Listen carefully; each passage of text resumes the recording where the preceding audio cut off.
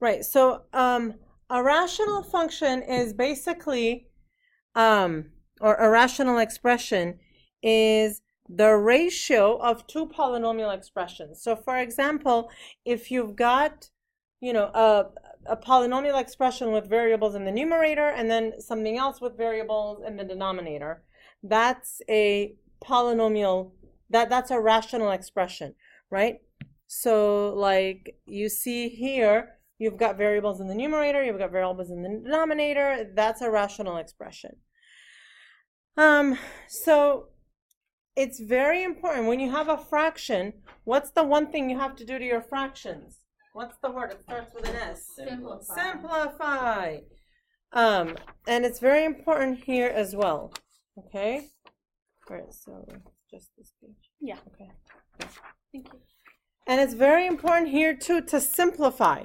Okay? Now, what do you do when you have to simplify a fraction? So for example, if you have 15 over, 18.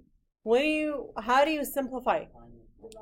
You find the common multiple. That's the key word I was looking for. All right? So, or the greatest common factor, right? So you find the greatest common factor. So what are the factors of 15? They're 3 and 5. What are the factors of 18? 2, 3, 6, 9, 18. Which ones do they have in common? 3 and 3, right? So the greatest common factor that they have in common, that's what you divide with. So that's what we're going to do here. When you have to simplify a rational expression, you have to do the same thing. You have to divide the numerator and the denominator by their greatest common factor. So when I'm dealing with variables and numbers in my rational expression, I divide and conquer. I do the numbers first, then I do the variables one at a time. So look at what this says here. It says simplify, and then it says identify any restrictions. You guys remember when we talked about restrictions before? What were the restrictions? The restrictions are any values that will give you a 0 in the denominator. All right? Okay, so here, let's tackle this one. So what we do is coefficients first.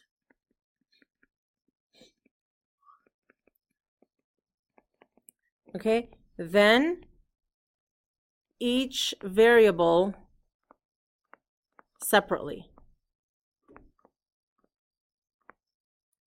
Okay, so look at these coefficients here. I have a 27 and a 9. What can I divide both of them by? 9. So when I divide both of these by 9, right, what do I have on top? 3, and on the bottom, just a 1. You don't obviously have to write the 1. I'm just writing it now so you know what we did. Now what I do is I go to the x's and then the y's and then the z's separately, and I need to simplify them. So take a look at this.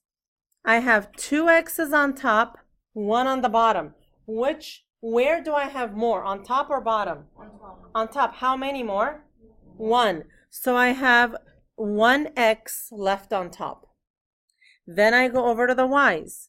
What happens to the y's? They cancel. Then I go to the z's. I have 3 on top, 1 on the bottom. How many do I have left over? 2 where? On top. So finally, the final answer here is 3x z squared. Okay? Here it looks like I lost some parentheses. Does it look like that? Yeah. Okay. So what are we going to do here first? There are 2 things that we could do. 2 choices we could do first. Huh?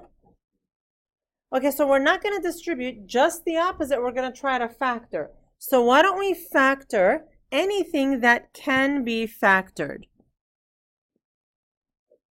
Factor. Okay, so here, 4y is good. Y minus 3, we're good. Y plus 4, we're good. Y stays. Okay, can we factor this? It'll be y minus 3 plus 2. Okay, now here, can I do anything with that 4?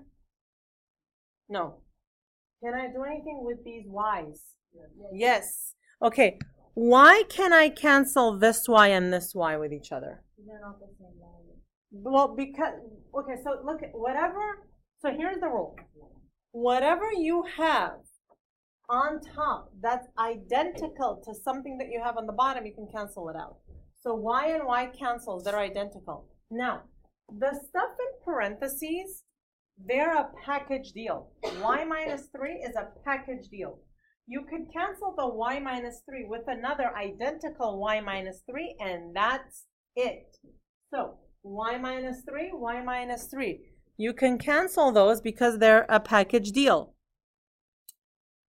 Y plus 4, y plus 2. Can I cancel anything there? No. So let's just see what we have left. On top, I have 4, y plus 4, over y plus 2. Can I get rid of the y's? No. No, I cannot. Why?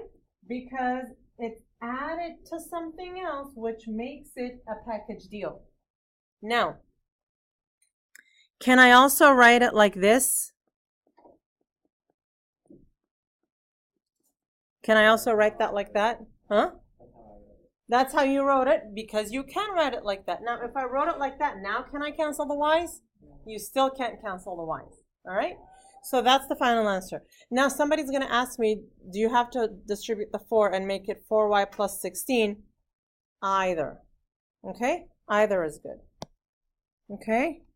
All right, let's go here. So look at this one. Explain the errors in the, oh, sorry, we forgot one thing. Restriction. Are there any restrictions here? Is there anything in the denominator? Are there any variables in the denominator here? And the first one? No. Well, but are there any variables in the, no. So no restrictions. How about here? What are the restrictions? Right, so you have to ask yourself, is there a variable in the denominator? Yes. What value for y would make the denominator 0? Negative 2. So we say y can't equal negative 2. Okay? All right. So take a look here. Where is there? Okay, so look at what the student did. Cancel the 4, cancel the 4, so this is 5 over 3. That there's an error. What's the error? Right, the 4 and the 5 is a package deal, right? You can't cancel them out. Huh? Anytime you've got something that's added to something else, it's like it's attached, right? It's like if somebody, it's like that person, like, is taken. Like, they have a wife, they have a boyfriend, they have a girlfriend, like, you can't touch them, okay? What the heck are they doing? Is this the improv class? Okay. So, it's like when I open my mouth, they yell. Okay, so anytime something is added to something else, you can't yank it away from its partner, okay? So what would have been the correct answer to this instead? 9 over 6 is the correct answer. 7. All right, what about here? What's the deal? Same situation. So what would the correct answer be? Just x minus 3 over x plus 2.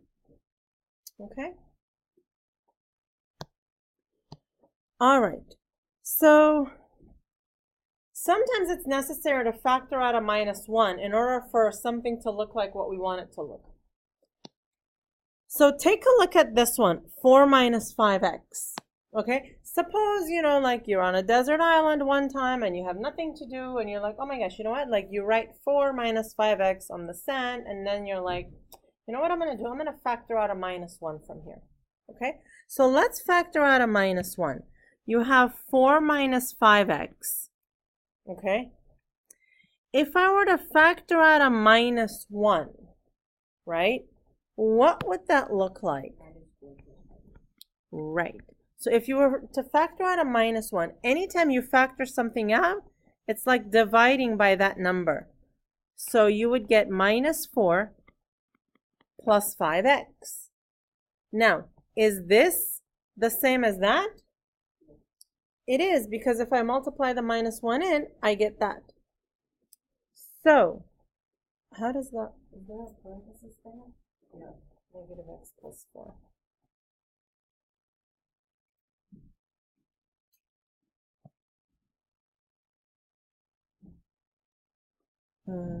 Just a sec.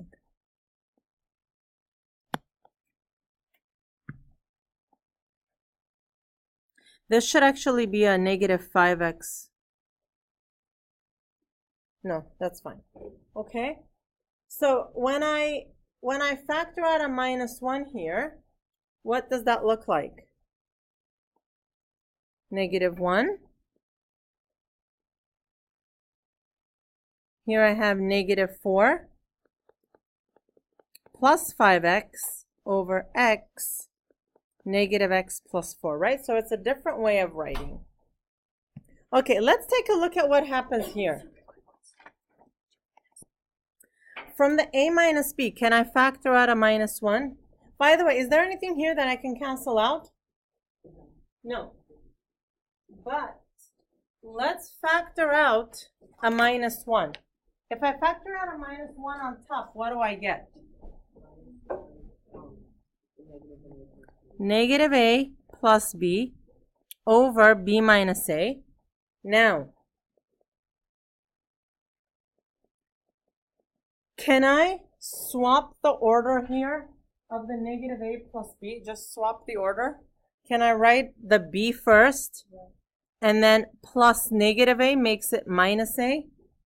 Over what do I have? B minus a. Now, is there anything I can cancel? Yeah? What can I cancel? B minus a with the entire b minus a. So what do I have left?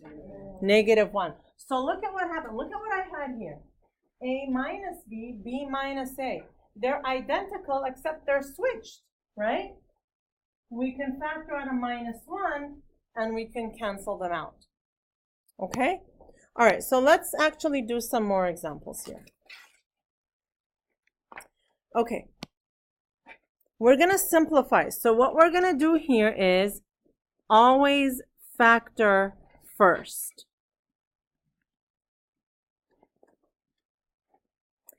Okay, so from the top, what can I factor out? Just an a. How many a's? A to the 4. So I have, from here, I have b minus what? 2. Here, what can I factor out? On the bottom, a cubed. And what do I have left? 2 minus b. Okay. Can I get rid of any a's? 3 of them. So how many do I have left? And where? 1a on top, right? Okay, what about the b minus 2 and the 2 minus b?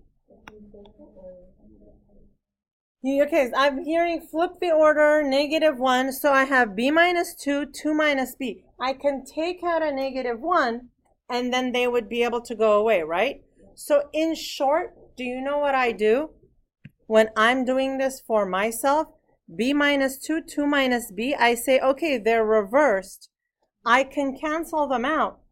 But the price I have to pay is multiply by negative 1. Okay? So in the end, what do I have left? Negative a.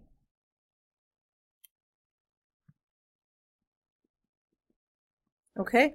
What can I factor from the top here? An a and a b, and I have b minus 5 left. Okay, so on the bottom I have 5 plus b, 5 minus b. What can I cancel out? B minus 5 and 5 minus b, but there is a price, and the price is you have to put in a negative. So you have to multiply the whole thing by negative 1. So you multiply the whole thing by -1. Now, what I have is negative AB over 5 plus B.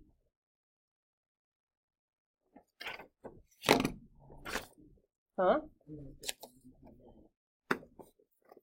Thank you very much. So now, is there a restriction? Yep, there is a restriction. Because you have a variable on the bottom, there is a restriction. So, for the restriction, if you don't immediately see it, you know what you do? You take everything in the denominator and you set it equal to 0. You say this cannot be 0. The denominator can never equal 0. Subtract 5, subtract 5. B cannot equal -5. All right. Multiplying. Okay, so I have one fraction and another fraction. So just like with numbers, you multiply the numerators, you multiply the denominators. So we're going to multiply the numerators and we're going to multiply the denominators. So what's going to happen is I'm going to combine it in one big fraction. I have 8x times y squared on top. What do I have on the bottom? 21 times 16. Okay, that's going to give me too big of a number. You know what? Let me not multiply that just yet. Let me just write it down here. 21 times 16. And then what do I have? I have an x cubed. I have a y cubed.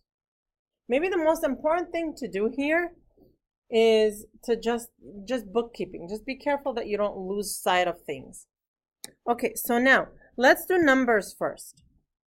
Look at what I have here. 8 and 16. That's why I didn't multiply in the beginning, because you know what? What if I could just simplify? Is there a number I could divide both of them by? 8. I get a 1 and a 2. What about the x's? Okay, so let's clean this up a little bit. It looks like on the bottom, what are my numbers going to be? 21 times 2, which is 42. Okay, what about x's? What am I going to end with? How many where? X squared where? On the bottom. And what about y's? I have 2 on top, 3 on the bottom, so I'm going to end with 1 on the bottom. So what do I have? What do I put on top? 1. A 1. Okay? Now, restrictions.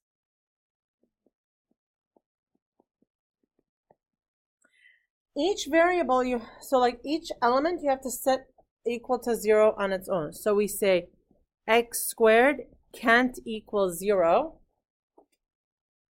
So x can't equal 0.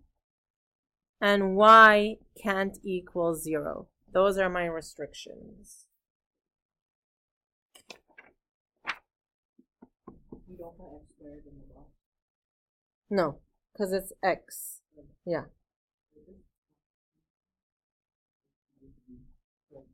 That's totally fine. Yeah. Okay, here I have a multiplication, and same with everything else. I keep the first fraction the same. And now for the second one, I have to do times and take the reciprocal.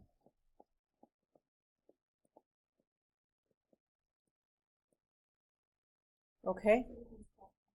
Yes. So now let me show you a little bit of a more efficient way to do this. What do I have with the numbers? Let's just write the numbers here. On top, I have 10 times 6. On the bottom, I have 3 times 5. Okay, now look. I can skip a step. I don't have to write everything in one fraction and then start canceling things out. I have an m on top, right? Any other m's on top? How many total m's do I have on top? 1. How many total m's on the bottom? 2. So I'm going to end with 1 m on the bottom, right? So I'm going to end with 1 m on the bottom. Now let's do the k's. How many k's on top? 2. Any on the bottom? No. So they stay. Now let's do the c squares. I have 2 on top, 2 on the bottom. They go away. What about my d's? 2 on top, 1 on the bottom. I have 1 on top. Okay? Can I simplify the numbers? The 10 and the 5 gives me a 2. The 3 and the 6 give me a 2. 4k squared d over m. What's the restriction?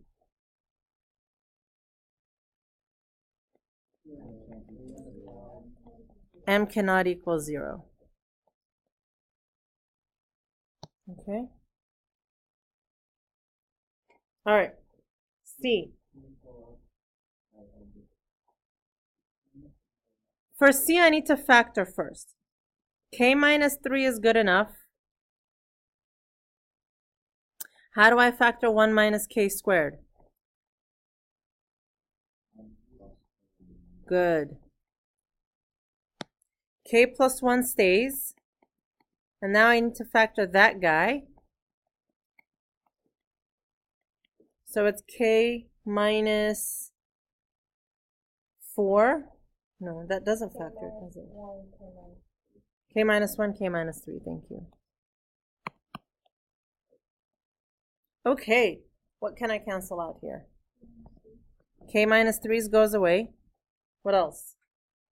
What about the k plus 1's? K plus 1 and 1 minus k, do they go away?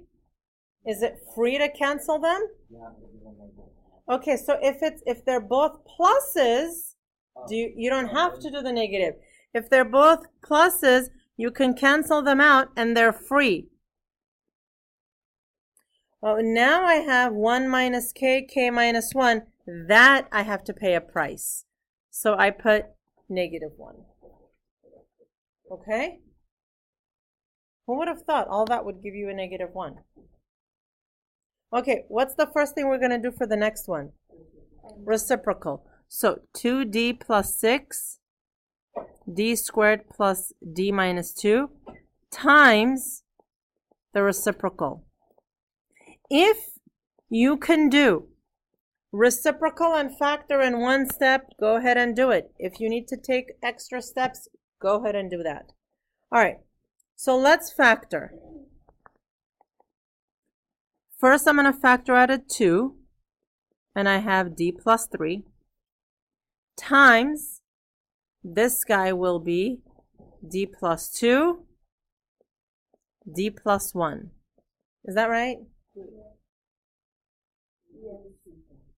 Here I factored out a 2.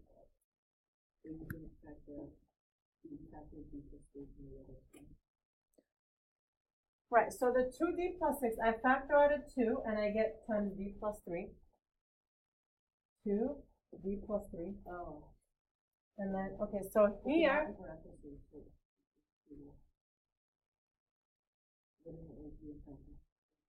because they're each being multiplied, then there is no need for parentheses. Okay, so let's do that again. Okay, so just this, right? I can factor out a 2, and what do I get? D plus 3.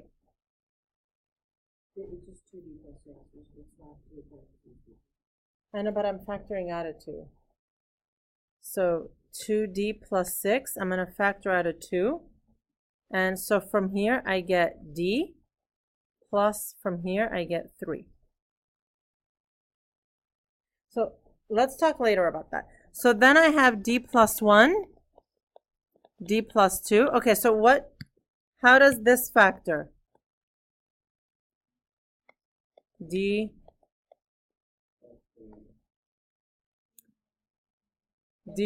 plus 2, d minus 1, right? Right, so I was just doing that red one, and now there is d plus 3. And now this is the fun part, right? Where the d plus 3's go away, the d plus 2's go away. So I have 2, d plus 1, over d minus 1.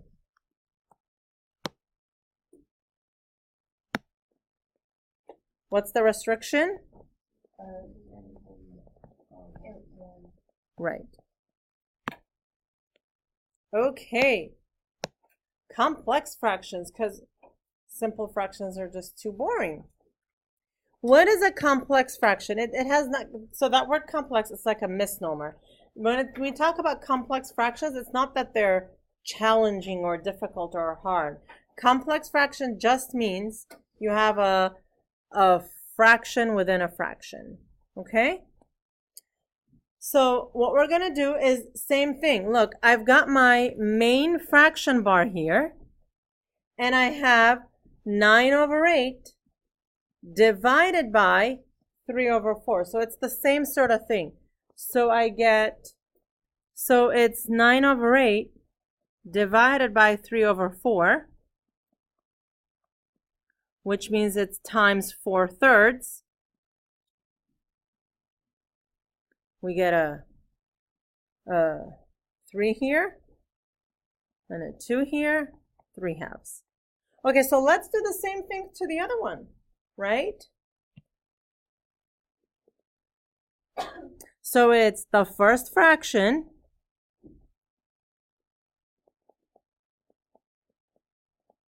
divided by the second one.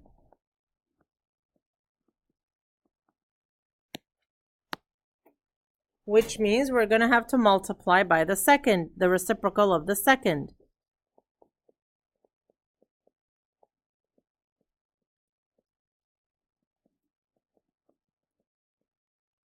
Okay.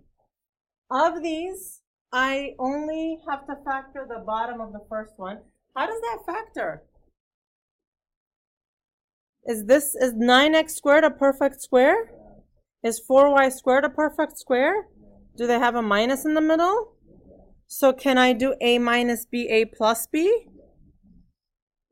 So what's the square root of the first one? 3x, and of this? 2y. Huh? Yeah. So it's 3x plus 2y, 3x minus 2y, times 2y minus 3x over x cubed. All right, anything to cancel here? Some x's. I'm going to be left with 1x on the bottom. How about the 2y minus 3x's?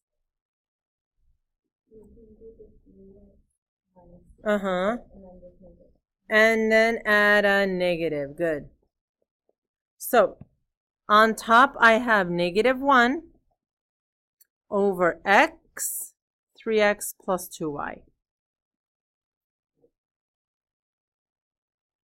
All right. So let's do this cylinder. Yes? Why is that the x to the... Oh, There are restrictions. What are the restrictions? Okay, so let's do restrictions. First off, x can't equal 0. And then, right. So then I have 3x plus 2y can't equal 0, and I need to solve that for x. So you say 3x can't equal negative 2y. X can't equal negative 2y over 3. Those two are the restrictions. It's the same as long as you've got a relationship. Okay. Volume. The volume of a cylinder can be modeled by this expression, right? So that's the volume. Which of these could be the height of the cylinder? Remember, the volume of the cylinder is given by pi r squared h. So this is like an SAT question that I put here. From now on, I'm going to try to, as much as I can, put in, like just sort of like a little bit of SAT here and there, just so we're always doing it, not just when, 10th graders are out at SIEP. Okay? So, Volume is pi r squared h, right? So here, okay, what am I given for the volume? I'm given blah, blah, blah pi. Okay, why don't I write the pi first? Then I have x plus 3, x squared minus 3x minus 18. Okay, so now here I am, okay, me, Mrs. Malikian, math teacher of so many years, and now I need to solve this. And I'm like, okay, what is this? The first thing I see is that I need to do what? Factor. First I need to factor. So I say, okay, what does this look like? X plus 3. And if I factor this, what is it going to be? Minus 6 plus 3. Okay, look at what this looks like. It's pi something squared times h. Is there anything here that I could write in that format? What can I write? Pi. Look, I have an x plus 3, x plus 3. Can I write that as x plus 3 squared? And then what do I have left? X minus 6. So, what was the expression for the volume? Pi r squared height. Look, I reduced it to that form. Pi r squared height. Right?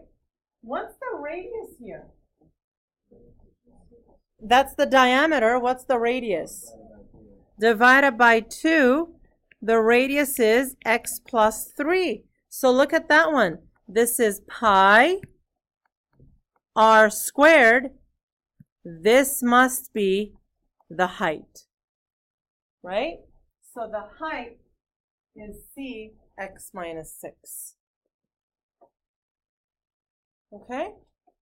And there ends this lesson. So this homework is what's going to be due tomorrow, right? And then the